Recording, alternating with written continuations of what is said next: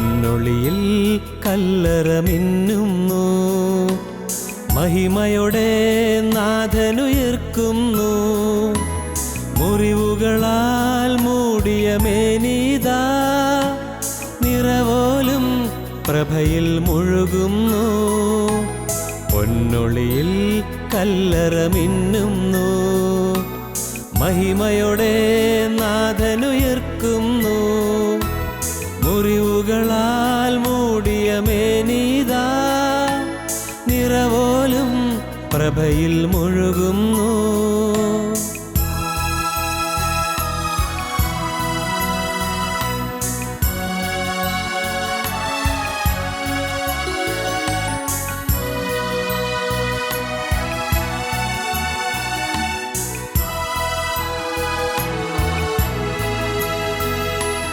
തിരുശിരസിൽ മുൾമുടി ചൂടിയവൻ, സുരഭിലമാം പൂങ്കതിരണിയുന്നു.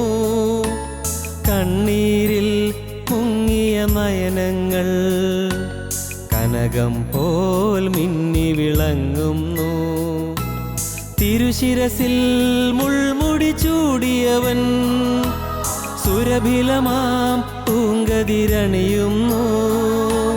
കണ്ണീരിൽ മുങ്ങിയ നയനങ്ങൾ കനകം പോൽ മിന്നി വിളങ്ങുന്നു.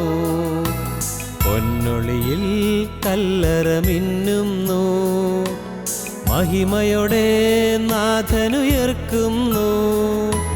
മുറിവുകളാൽ മൂടിയ മേനീതാ, നിറവോലും പ്രഭയിൽ മുഴുകുന്നു. പൊന്നൊളിയിൽ കല്ലറ മിന്നുന്നു, മഹിമയോടെ നാഥനുയർക്കുന്നു. മുറിവുകളാൽ മൂടിയ മേനീതാ, നിറവോലും പ്രഭയിൽ മുഴുകുന്നു. നിറവോലും പ്രഭയിൽ മുഴുകുന്നു.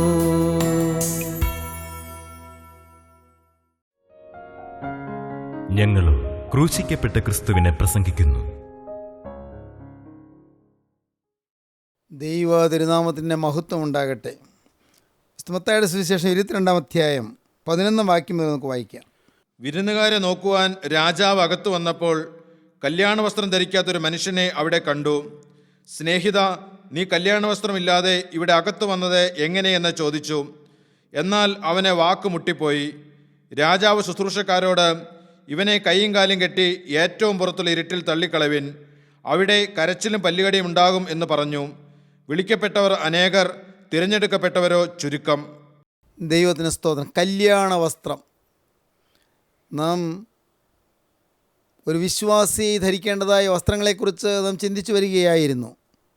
കല്യാണ വസ്ത്രം, വിശ്വാസി ധരിക്കേണ്ടതായ വസ്ത്രങ്ങൾ: 1 രക്ഷാവസ്ത്രം, സാൽവേഷൻ, രക്ഷയുടെ വസ്ത്രം.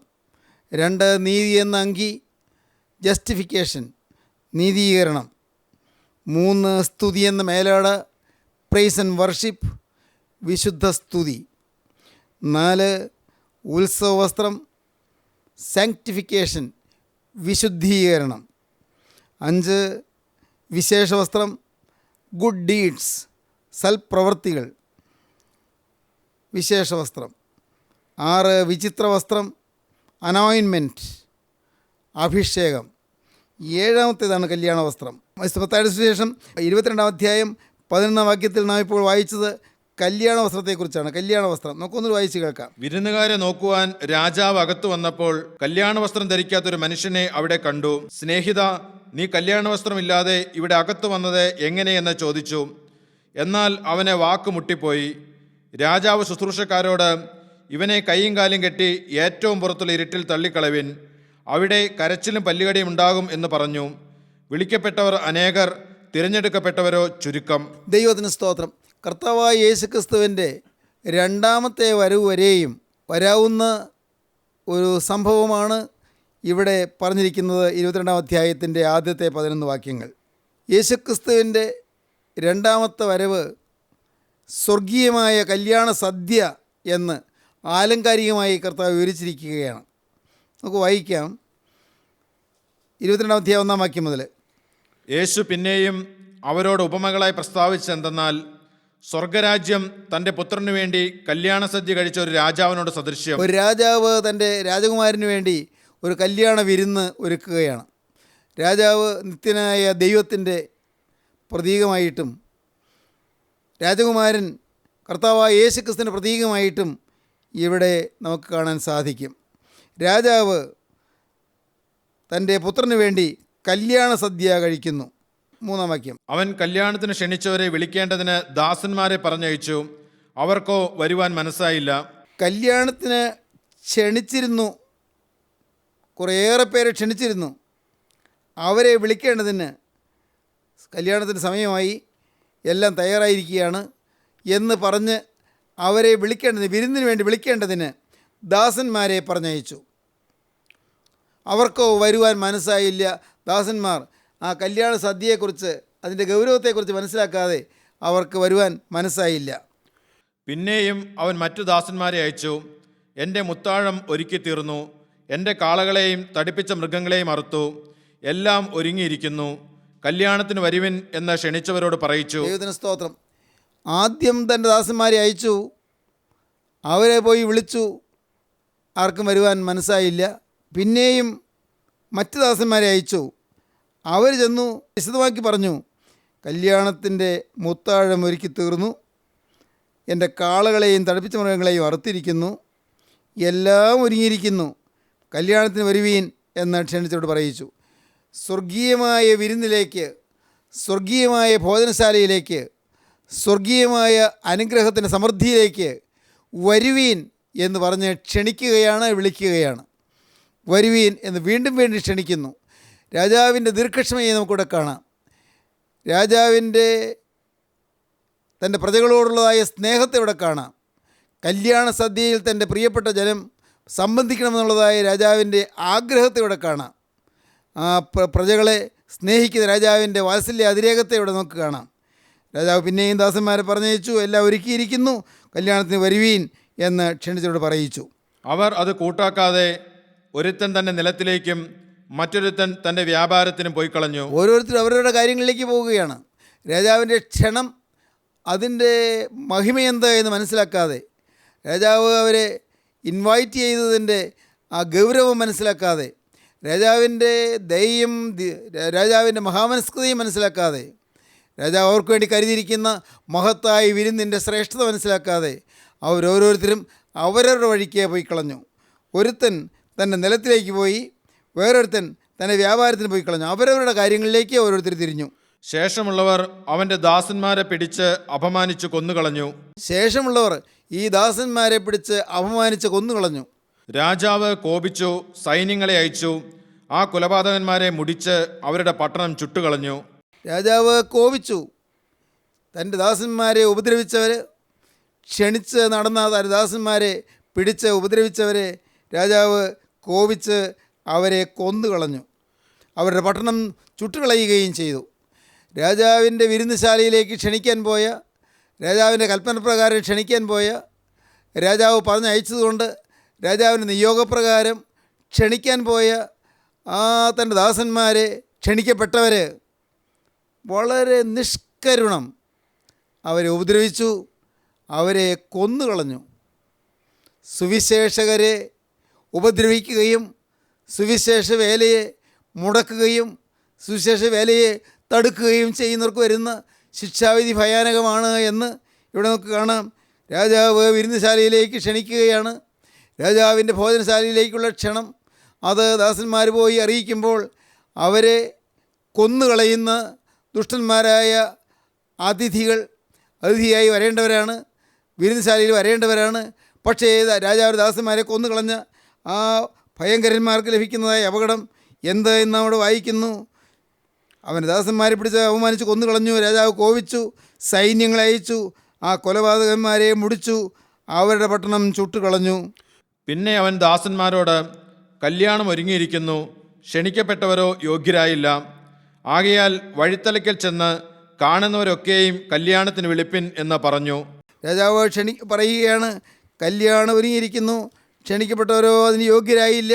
അതുകൊണ്ട് വഴിത്തലക്കിലേക്ക് ചെന്ന് കാണുന്നവരെല്ലാം കല്യാണത്തിന് കൂട്ടിക്കൊണ്ടുവരുവീൻ എന്ന് പറഞ്ഞു. ആ ദാസന്മാർ ചെന്ന്, ആദ്യം പുറപ്പെട്ട ദാസന്മാർ അവർ ചെന്നപ്പോൾ രാജാവ് അവരോട് കോപിച്ചു. സൈന്യങ്ങളെ അയച്ച കൊലപാതകന്മാരെ മുടിച്ചു, അവരുടെ പട്ടണം ചുട്ടുകളഞ്ഞു. എന്താണ് കാണിക്കുന്നറിയാമോ? തെസ്സലോനിക്കർക്ക് എഴുതിയ 2-ാമത്തെ ലേഖനം 1-ാം അധ്യായത്തിൽ നാം വായിക്കുന്നുണ്ട്. 1-ാം അധ്യായം 6-ാം വാക്യം. 2 തെസ്സലോനിക്കർ 1-ാം അധ്യായം 6-ാം വാക്യം. കർത്താവിൻ്റെ വേലക്കാരെ ഉപദ്രവിക്കുന്നവർക്ക് വരാൻ പോകുന്ന ശിക്ഷാവിധി, കർത്താവിൻ്റെ വേലക്കാരെ തടുക്കുന്നവർക്ക്, കർത്താവിൻ്റെ വേലയെ തടുക്കുന്നവർക്ക്, കർത്താവിൻ്റെ വേലയെ മുടക്കുന്നവർക്ക് വരുന്ന ശിക്ഷാവിധി ഭയാനകമാണ് എന്ന് നാം വായിക്കാം. 1-ാം അധ്യായം 6-ാം വാക്യം. കർത്താവായ യേശു തൻ്റെ ശക്തിയുള്ള ദൂതന്മാരുമായി സ്വർഗത്തിൽ നിന്ന് അഗ്നിജ്വാലയിൽ പ്രത്യക്ഷനായി ദൈവത്തെ അറിയാത്തവർക്കും നമ്മുടെ കർത്താവായ യേശുവിൻ്റെ സുവിശേഷം അനുസരിക്കാത്തവർക്കും പ്രതികാരം കൊടുക്കുമ്പോൾ, നിങ്ങളെ പീഡിപ്പിക്കുന്നവർക്ക് പീഡയും പീഡ അനുഭവിക്കുന്ന നിങ്ങൾക്ക് ഞങ്ങളോടുകൂടെ ആശ്വാസവും പകരം നൽകുന്നത് ദൈവസന്നിധിയിൽ നീതിയല്ലോ. ദൈവത്തിന് സ്തോത്രം. കർത്താവായ യേശു തൻ്റെ ശക്തിയുള്ള ദൂതന്മാരുമായി സ്വർഗത്തിൽ നിന്ന് അഗ്നിജ്വാലയിൽ പ്രത്യക്ഷനായി ദൈവത്തെ അറിയാത്തവർക്കും നമ്മുടെ കർത്താവായ യേശുവിൻ്റെ സുവിശേഷം അനുസരിക്കാത്തവർക്കും പ്രതികാരം കൊടുക്കും. ദൈവത്തെ അറിയാത്തവർക്ക് പ്രതികാരം കിട്ടും. ദൈവവചനം കേട്ടില്ല, അറിഞ്ഞില്ല, അവർക്കും പ്രതികാരമുണ്ടാകും. എന്നാൽ വചനം കേട്ടു അനുസരിക്കാത്തവർക്കും പ്രതികാരം അനുഭവിക്കേണ്ടി വരും.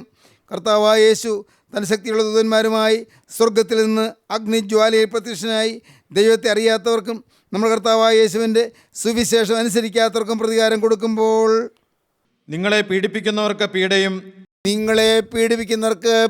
പീഡ അനുഭവിക്കുന്ന നിങ്ങൾക്ക് ഞങ്ങളോടുകൂടെ ആശ്വാസവും പകരം നൽകുന്നത് ദൈവസന്നിധിയിൽ നീതിയല്ലോ. പീഡ അനുഭവിക്കുന്ന നിങ്ങൾക്ക് ഞങ്ങളോടുകൂടെ ആശ്വാസവും പകരം നൽകുന്നത് ദൈവസന്നിധിയിൽ നീതിയല്ലോ. ദൈവത്തിന് സ്തോത്രം. പീഡ അനുഭവിക്കുന്ന നിങ്ങൾക്ക് ആശ്വാസം ലഭിക്കും, എന്നാൽ പീഡിപ്പിക്കുന്നവർക്കോ പീഡ ലഭിക്കുകയും ചെയ്യും. ദാസന്മാർ പുറപ്പെട്ടു. ദാസന്മാർ ചെന്ന് ക്ഷണിച്ചു. ചിലർ നിലത്തിലേക്ക് പോയി കളഞ്ഞു, ചിലർ വ്യാപാരത്തിന് പോയി കളഞ്ഞു.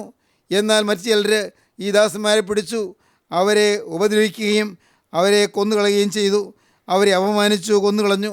സുവിശേഷകന്മാരെ അവമാനിക്കുന്നൊരു സമൂഹമുണ്ട്.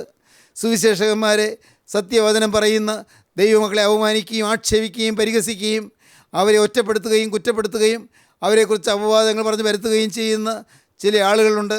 അത് അപകടമാണ് എന്ന് ഈ ഭാഗം വ്യക്തമായി നമുക്ക് മനസ്സിലാക്കി തരുന്നു. രാജാവ് കോപിച്ചു, സൈന്യങ്ങളെ അയച്ച് ആ കൊലപാതകന്മാരെ മുടിച്ചു, അവരുടെ പട്ടണം ചുട്ടുകളഞ്ഞു. പിന്നെയും ദാസന്മാരോട്, കല്യാണം ഒരുങ്ങിയിരിക്കുന്നു, ക്ഷണിക്കപ്പെട്ടവരോ യോഗ്യരായില്ല. ആകയാൽ വഴിത്തലയ്ക്കൽ ചെന്ന് കാണുന്നവരൊക്കെയും കല്യാണത്തിന് വിളിപ്പീൻ എന്ന് പറഞ്ഞു. ക്ഷണിക്കപ്പെട്ടവർ യോഗ്യരായില്ല, അവർ വന്നില്ല. അവർ ക്ഷണിക്കപ്പെട്ടവർ വരാൻ കൂട്ടാക്കിയില്ല. അവർ ക്ഷണത്തെ നിരസിച്ച് കളഞ്ഞു. അവർ ജീവനുള്ള ദൈവത്തിൻ്റെ വിരുന്നുശാലയിലേക്കുള്ള ആ ക്ഷണത്തെ അവർ അവഗണിച്ച് കളഞ്ഞു. എന്നാൽ രാജാവ് പറയുകയാണ്, വിരുന്നെല്ലാം ഒരുക്കിയിരിക്കുന്നു, എല്ലാം ഒരുങ്ങിയിരിക്കുന്നു, കല്യാണം ഒരുങ്ങിയിരിക്കുന്നു, ക്ഷണിക്കപ്പെട്ടവരോ യോഗ്യരായില്ല. ആകയാൽ വഴിത്തലയ്ക്കൽ ചെന്ന് കാണുന്നവരൊക്കെയും കല്യാണത്തിന് വിളിപ്പീൻ എന്ന് പറഞ്ഞു. ദൈവത്തിന് സ്തോത്രം. വഴിത്തലയ്ക്കൽ ചെന്ന് കാണുന്നവരൊക്കെയും കല്യാണത്തിന് വിളിപ്പീൻ എന്ന് പറഞ്ഞു. കാണുന്നവരെയെല്ലാം. ആരാണെന്ന് നോക്കുന്നില്ല, അവരുടെ പശ്ചാത്തലം നോക്കുന്നില്ല, അവരുടെ യോഗ്യത നോക്കുന്നില്ല, അവരുടെ പാരമ്പര്യം നോക്കുന്നില്ല, അവരുടെ നന്മകൾ നോക്കുന്നില്ല. ഏത് തരത്തിൽപ്പെട്ടവരും വഴിത്തലയ്ക്കൽ മെനക്കെട്ട് നിൽക്കുന്നവരുണ്ട്, ഒരു ജോലിയുമില്ലാതെ നിൽക്കുന്നവരുണ്ട്, ആരോഗ്യമില്ലാതെ നിൽക്കുന്നവരുണ്ട്. വഴിത്തലയ്ക്കൽ ചെന്ന് കാണുന്നവരൊക്കെയും കല്യാണത്തിന് കൂട്ടിക്കൊണ്ടുവരുവീൻ എന്ന് പറയിച്ചു. ദൈവത്തിന് സ്തോത്രം. ആ ദാസന്മാർ ചെന്നു.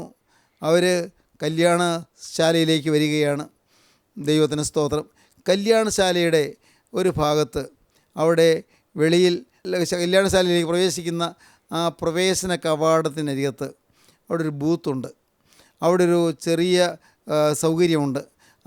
അവിടെ ഓരോരുത്തരും ചെല്ലണം. അവിടെ ചെന്ന് ആ കല്യാണശാലയിലേക്ക് കടക്കാൻ ഒരു കല്യാണ വസ്ത്രം ഉടുക്കണം, കല്യാണ വസ്ത്രം ധരിക്കണം. കാരണം അവർ വഴിത്തലയ്ക്കൽ നിന്നവരാണ്. അവരെ പെട്ടെന്ന് ഒരുക്കുകയാണ്, വളരെ പെട്ടെന്ന് ഒരുക്കുകയാണ്. അവരെ കല്യാണം ഒരുങ്ങിയിരിക്കുന്നു. അതുകൊണ്ട് അവരെ എല്ലാ വിധത്തിലും ഒരുക്കാൻ സമയമില്ല. അതുകൊണ്ടൊരു കല്യാണ വസ്ത്രം അവരെ പുതപ്പിക്കുന്നു. കല്യാണ വസ്ത്രം സൗജന്യമായി അവർക്ക് കൊടുക്കുന്നു. ആ വന്നവരെ ഓരോരുത്തരും കല്യാണ വസ്ത്രം സൗജന്യമായി വാങ്ങുന്നു. കല്യാണ വസ്ത്രം ധരിച്ചുകൊണ്ട് അവർ അകത്തേക്ക് കടന്നു പോകുന്നു. അവർ വിരുന്നിനിരിക്കുന്നു. ദൈവത്തിന് സ്തോത്രം. അങ്ങനെ കല്യാണ വസ്ത്രം ധരിച്ച് എല്ലാവരും അകത്തേക്ക് കടന്നു. കണ്ട ദുഷ്ടന്മാരെയും നല്ലവരെയും എല്ലാം കൂട്ടിക്കൊണ്ടുവന്നു. ദാസന്മാർ പെരുവഴികളിൽ പോയി കണ്ട ദുഷ്ടന്മാരെയും നല്ലവരെയും എല്ലാം കൂട്ടിക്കൊണ്ടുവന്നു. കല്യാണശാല വിരുന്നുകാരെ കൊണ്ട് നിറഞ്ഞു. അങ്ങനെ ഈ വിരുന്നുകാരിങ്ങനെ നിരന്നിരിക്കുകയാണ്. അവിടെ രാജാവ് എഴുന്നള്ളി വന്നു. രാജാവ് വന്ന് നോക്കുകയാണ്, വിരുന്നുകാർ നോക്കുകയാണ്. അവിടെ ഒരാൾ കല്യാണ വസ്ത്രം ധരിക്കാതെ ഒരാൾ ഇരിക്കുന്നു. ഇവിടെ പുറത്ത് കല്യാണ വസ്ത്രം സൗജന്യമായി കൊടുക്കുന്നിടത്ത് എല്ലാവരും കല്യാണ വസ്ത്രം സൗജന്യമായി വാങ്ങി. ഈ ഒരാൾ മാത്രം കല്യാണ വസ്ത്രം വാങ്ങാതെ അവനകത്ത് കടന്നു. കല്യാണശാല വിരുന്നുകാരെ കൊണ്ട് നിറഞ്ഞു. വിരുന്നുകാർ നോക്കുവാൻ രാജാവ് അകത്ത് വന്നപ്പോൾ കല്യാണ വസ്ത്രം ധരിക്കാത്ത ഒരു മനുഷ്യനെ അവിടെ കണ്ടു. സ്നേഹിത, നീ കല്യാണ വസ്ത്രം ഇല്ലാതെ ഇവിടെ അകത്ത് വന്നത് എങ്ങനെ എന്ന് ചോദിച്ചു. എന്നാൽ അവന് വാക്കുമുട്ടിപ്പോയി. നീ എന്താണ് കല്യാണ വസ്ത്രം ധരിക്കാതെ കയറിയത്? സൗജന്യമായി അവിടെ കൊടുക്കുന്നുണ്ടായിരുന്നല്ലോ, സൗജന്യമായി വിതരണം ചെയ്യുന്നുണ്ടായിരുന്നല്ലോ. ഒരു വിലയും കൂടാതെ നീ കണ്ട ദുഷ്ടന്മാരെയും നല്ലവരെയും എല്ലാം വിളിച്ചു കൂട്ടിയ കൂട്ടത്തിൽ എല്ലാവരും വന്നപ്പോൾ എല്ലാവർക്കും സൗജന്യമായി കല്യാണ വസ്ത്രം കൊടുത്തല്ലോ. നീ എന്താണ് കല്യാണ വസ്ത്രം ധരിക്കാതെ ഈ അകത്ത് വന്നത് എന്ന് ചോദിച്ചു. ദൈവത്തിന് സ്തോത്രം. സ്നേഹിത, നീ കല്യാണ വസ്ത്രമില്ലാതെ ഇവിടെ അകത്ത് വന്നത് എങ്ങനെ എന്ന് ചോദിച്ചു. എന്നാൽ അവന് വാക്ക് മുട്ടിപ്പോയി. ദൈവത്തിന് സ്തോത്രം. പ്രിയപ്പെട്ടവരെ, കുഞ്ഞാടിൻ്റെ കല്യാണം വന്നുവല്ലോ. അവൻ്റെ കാന്തയും തന്നെത്താൻ ഒരുക്കിയിരിക്കുന്നു. ദൈവത്തിന് സ്തോത്രം. എന്താണ് ഒരുങ്ങാനുള്ള മാർഗം? കല്യാണ വസ്ത്രം ധരിക്കുക. ഇന്ന് കല്യാണ വസ്ത്രം പുതയ്ക്കുക. കർത്താവിന് സ്തോത്രം.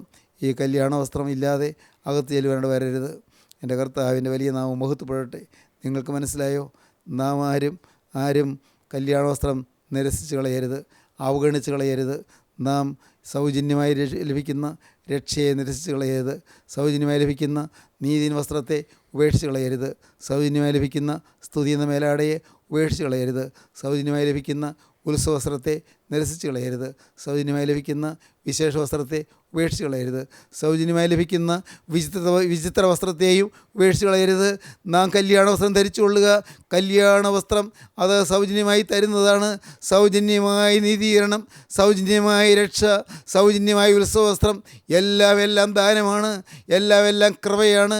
പ്രിയപ്പെട്ടവരെ, എൻ്റേതൊന്നുമില്ല, എൻ്റെ യാതൊരു നന്മയുമില്ല, എനിക്ക് അഭിമാനത്തിക്കത്തക്ക പാരമ്പര്യമൊന്നുമില്ല.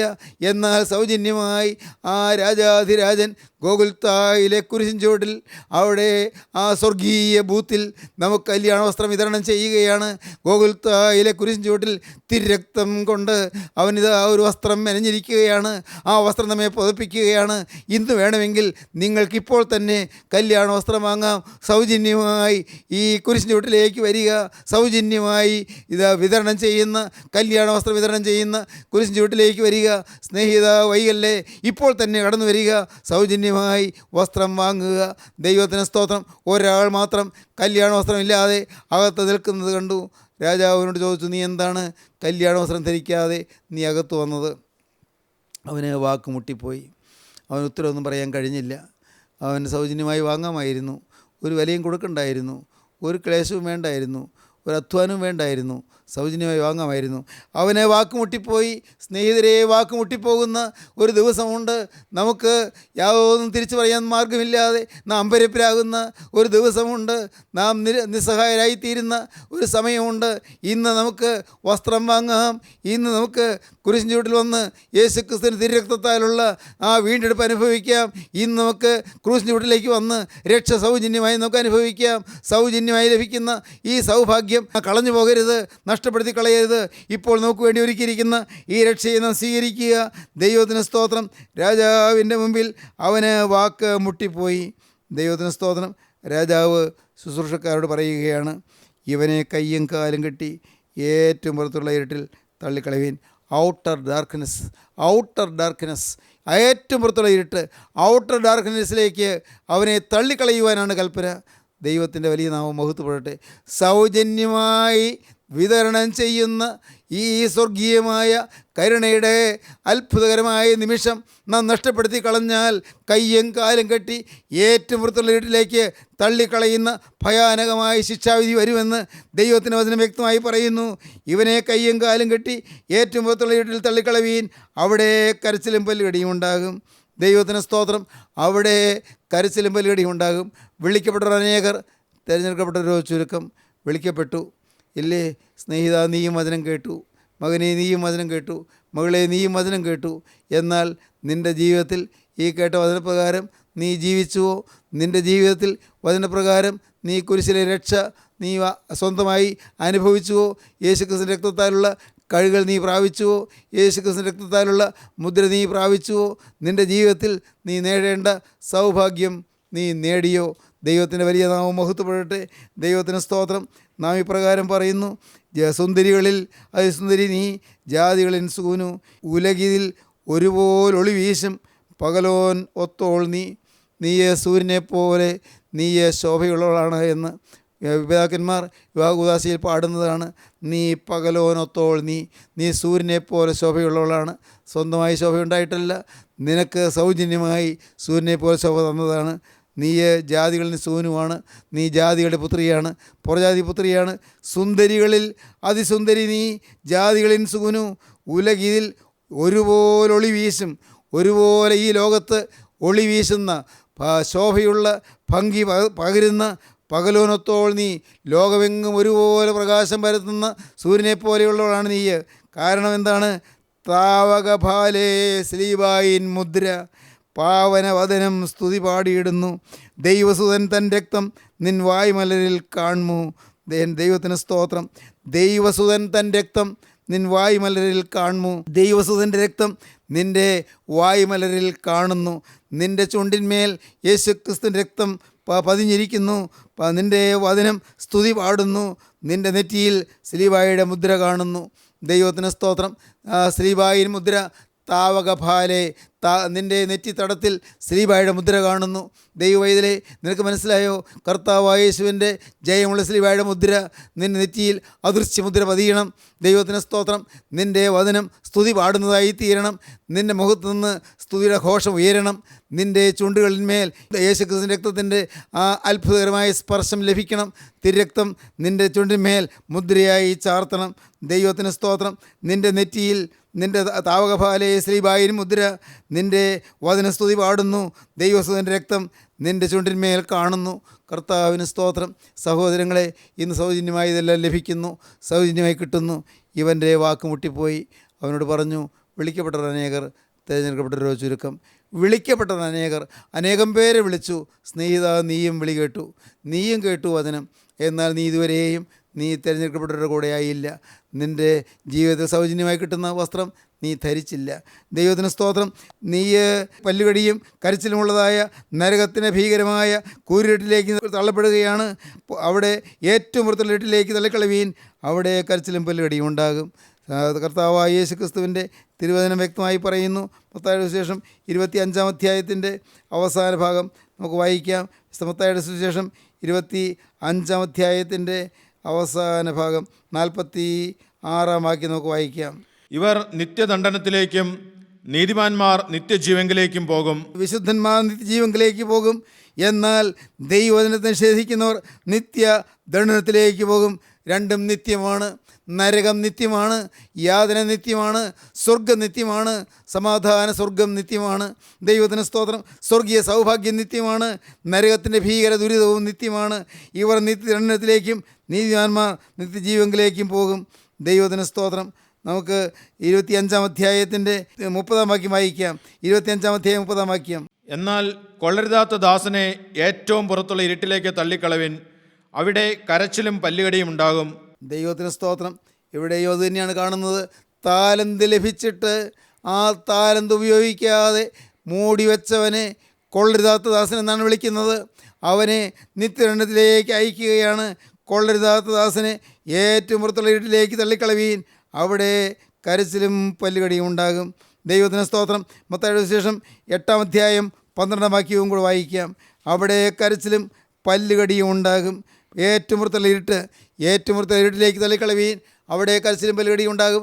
കല്യാണ വസ്ത്രം ധരിക്കാത്തവന് ഏറ്റവും പുറത്തുള്ള ഇരുട്ടിലേക്ക് തള്ളപ്പെടേണ്ടി വരും. മാത്രമല്ല, താലന്ത് ഉപയോഗിക്കാതെ മൂടി വെച്ചവന് അവൻ ഏറ്റവും പുറത്തുള്ള ഇരുട്ടിലേക്ക് തള്ളപ്പെടും. 8-ാം അധ്യായം 12-ാം വാക്യം.